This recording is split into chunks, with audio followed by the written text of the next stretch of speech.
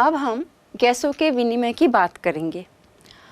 फेफड़ों की जो एल्वियोलाई है और रक्त की जो केशिकाएं हैं उसमें जो उपस्थित ऑक्सीजन और कार्बन डाइऑक्साइड होती है उसके दाब के ऊपर ये गैसों का विनिमय होता है, जिसको हम आंशिक दाब या पार्शियल प्रेशर कहते हैं।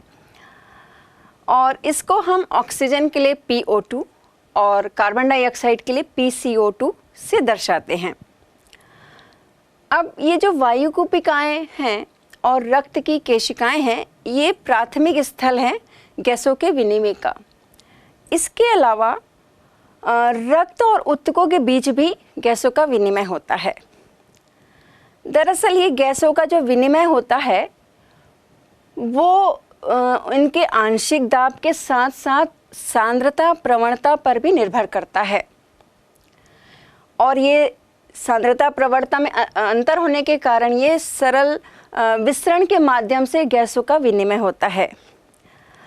अब गैसों की घुलनशीलता के साथ साथ वो जो झिल्लियां हैं जिनके ज़रिए ये आदान प्रदान हो रहा है, उनकी भी मोटाई पर जो है ये एक महत्वपूर्ण घटक होता है कि गैसों का आदान प्रदान कितनी आसानी से सरल तरीके से हो रहा है। तो पहले हम बात करेंगे कि फेफड़ों की जो एल्वियोलाई है और रक्त की जो केशिकाएं हैं उनमें गैसों का आदान प्रदान कैसे होता है। ये जैसे आप चित्र में देख रहे हैं, कुपिकाओं में जो है PO2 है 104 mmHg और कार्बन डाइऑक्साइड जो है वो 40 mmHg है। और यदि आप रक्त की केशिकाओं में देखेंगे तो PO2 जो है वो 95 mmHg है और PCO2 जो है वो 46 mmHg है। अब चूंकि ये अंतर है उनके दाब में, यानी आपका कुपिकाओं में 104 है और रक्त केशिकाओं में जो है वो 95 है, तो ये अंतर के कारण जो है ऑक्सीजन जो है वो कुपिकाओं से जो है वो रक्त केशिकाओं में आ जाती है। और इसी तरह ही ये कार्बन डाइऑक्साइड जो है वो रक्त की केशिकाओं से कुपिकाओं में चली जाती है और पल्मोनरी वेन में ये एकत्रित होता जाता है।